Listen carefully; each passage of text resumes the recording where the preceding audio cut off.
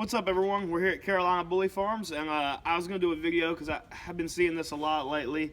A lot of people, you see it on the internet, on the shelters, comment section on YouTube. People are always talking about the prices of bullies, and also that kind of goes in hand with, these bullies. People will buy them, and they end up in shelters, end up not getting taken care of.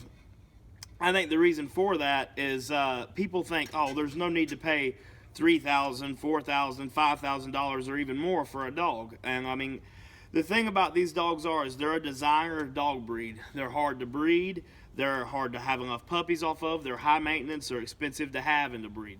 So they're going to cost a lot. The higher quality dog is going to cost more. To get, people always tell me all the time, I want to get a dog like Big Country. How much are his puppies? And I'll tell them our prices are low compared to a lot of people's. We keep them low because we like to be able to be really selective of where the dog's going. We don't ever want to be desperate to sell a dog. That's why ours are sold out before they're born, because they're a little higher quality than where the price is at. But ours still are $3,000. And people will be like, oh man, I really want one like Big Country, but I can't afford that. Do you have any for $1,000? Do you have any for this? And it's just impossible to sell a dog of that quality for that price. And these people, I've had so many people do it. They turn around and they go to the flea market, or they find someone on the internet, on Craigslist or wherever they're looking at, with a litter of puppies for $500. And as a puppy, if you don't know what you're looking at, you can't tell that much difference. Oh, well, he's got blue nose pit bulls for $750, and they go buy one. And then a year later, it's 22 inches tall and it weighs 65 pounds, and they're not happy with it. And if you was like, I can't afford one of those for $3,000, I'm gonna get this and see how it turns out. And if it don't, well, I still love it anyway. It's gonna be my pet. That's fine. It's great. You tried it. You got one cheaper. You still love the dog. Good for you. That's how you should be. But a lot of people turn around and just get rid of them. They end up in a shelter, getting killed in a shelter. They end up homeless, out starving to death, or being fought. Used as bait dogs. All kind of horrible things, just because you either wanted to be cheap or couldn't afford the kind of dog you wanted, so you decided to go get another one, and when it didn't turn out, you just threw it to the side. With pretty much anything, you're gonna there's gonna be price and quality goes right there side by side. You can go get a $30 pair of Levi jeans. They're not gonna be like designer jeans like Affliction jeans or Rock Revival, or even on higher up brands. It just goes more and more. And with cars, a car that's $500 is not going to be the same as if you go to the dealership and get you a new car for $30,000. You're probably going to have a lot less problems out of that. You might have, you have a warranty. You're going to be able to take it to the dealership if something breaks, and you got that $500 car. You probably will never even be able to find the guy that sold it to you.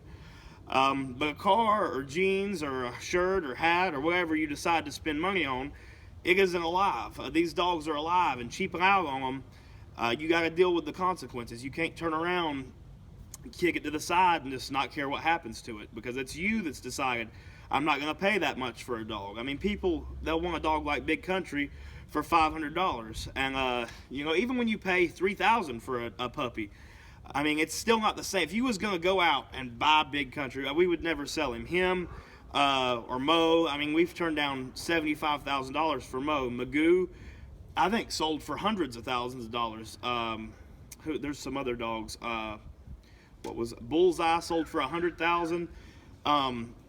If you're going to go out and you want a dog like that, to get that dog like that, where it's going to be is going to be tens of thousands of dollars at least. So when you buy a puppy, you're already taking a chance that it's not going to turn out. But if you go and you want a dog like Big Country and you buy one off Big Country to a really nice female, you got a really good shot of that dog turning out like Big Country, but you're still going to be paying a good bit for it. If you want a dog like Big Country and you drive down to the flea market and buy one off of Old Red and Little Blue, you're probably not going to get a Big Country. If you want an athlete and you're looking at the athlete's parents, LeBron James doesn't come out of a guy that's 5'6" and a girl that's 4'3". You got to be honest with yourself, and cheaping out like that, you need to be able to take responsibility and take care of the dog. And people think, oh, you're just making all these money off these dogs, and their prices are ridiculous. People just buy them, and it's so easy. We are at the vet tons of times taking care of these dogs. They have C-sections. They have what else? I mean, they're a purebred dog. They have more health issues, and breeding them is a difficulty. We have to AI them, or get a C-section. Just feeding Big Country is incredibly expensive. Taking care of the 20 dogs that we have down there, that costs a lot of money yearly, so they're going to be more. And taking care of 2 blue-nosed pit bulls that live outside of someone's house chained to a tree, and they bred and the guy didn't even know it for a while, those aren't going to cost as much. But taking care of those, making sure the litter comes out right, making sure they're fed good, making sure they're vet, everything's up to date, getting health certificates, shipping the dogs. Everything that goes along with having dogs of this quality runs the price on up there. I mean, honestly, those people at the flea market selling them for $500 a puppy probably profit more than what we do. But it just takes that much money in order to just breed these dogs. They're a high-end dog.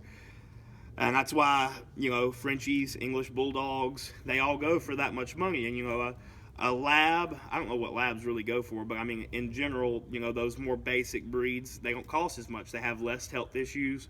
It's easier to breed them, and things just go a little smoother with those. So you need to know what you're getting into, and be willing, go with someone reputable, but be willing to pay for what you want, and be honest with yourself. If you can't pay for what you want, don't, make it the dog's problem. Thanks for watching, everyone. Remember to like, favorite, and subscribe, and God bless.